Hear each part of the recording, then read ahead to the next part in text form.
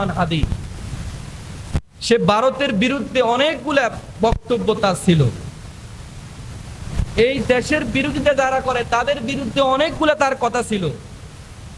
সেই ছেলেটা বয়স আমার মতোই হবে, বেশি হবে না, তাকে পর্যন্ত জনসম্মুখে তাকে হত্যা করা হয়েছে, জনসম্মুখে হত্যা করা হয়েছে।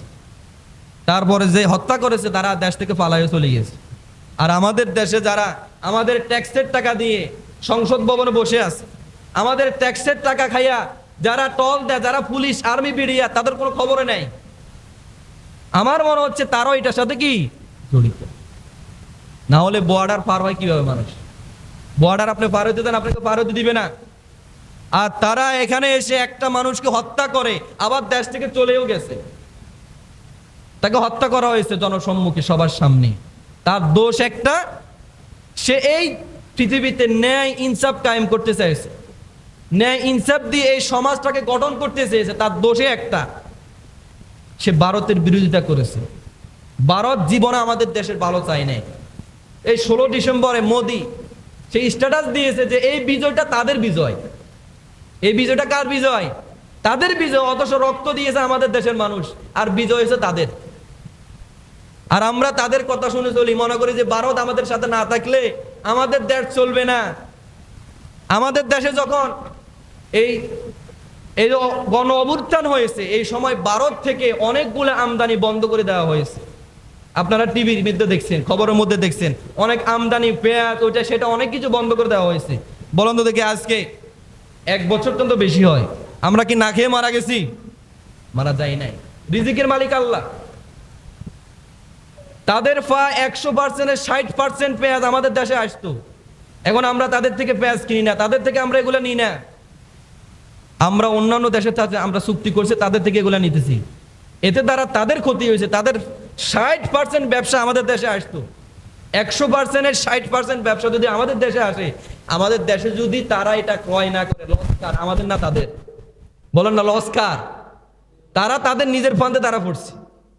আর আমরা এখনো আমাদের দেশ প্রেম দেখাই। আমরা অনেকে আছি এখনো সেই ভারতের পক্ষে কথা বলি। ভারত না হলে আমরা একদম শেষ হয়ে যাব। সম্মানিত উপস্থিতি, আমরা ভুলে যাই সত্য ন্যায়ের কথা যারা বলবে রাসূলের মতো তাদেরও বিরোধিতা করা হবে, তাদের পিছনও মানুষ লাগবে। আরে ভাই, কোরআন কায়েমের কথা বলি, কোরআন কি শুধু আমার? বলেন না, আমার কোন দলের কোরআন? আপনি মুসলমান হিসাবে যদি কোরআনটা নাই মানেন, আপনি কিসের মুসলমান? হিন্দুও মানে না, আপনিও মানেন না। হিন্দুর সাথে আপনার তো কোনো পার্থক্য নাই। হিন্দু চায় না যে ইসলাম কায়েম হোক, আপনিও চান না, একই জিনিস। আপনি কিভাবে নিজেকে মুসলমান দাবি করেন? আর আমি যদি বলি কোরআনের কায়েমের কথা, আপনি রাগ করেন। তো কিসের মুসলমান আপনি? ভাই, যোগে যোগে যারাই কোরআন হাদিসের বিরোধিতা করেছে, কোরআনের বিরোধিতা করেছে, ইসলামের আইনের বিরোধিতা করেছে, পদে পদে তারাই ক্ষতিগ্রস্ত হয়েছে। আপনি সেই ফেরাউনের ইতিহাস থেকে টান দেন, সে নূহ আলাইহিস সালামের ইতিহাস থেকে টান দেন, ইব্রাহিম আলাইহিস সালামের ইতিহাস থেকে টান দেন, দেখবেন পদে পদে যারাই নবীদের, যারাই কোরআনের, যারাই আলেম ওলামের বিরোধিতা করেছে, তারাই ধ্বংস হয়েছে। ইতিহাস ঘেটে দেখেন, তারাই ধ্বংস হয়েছে।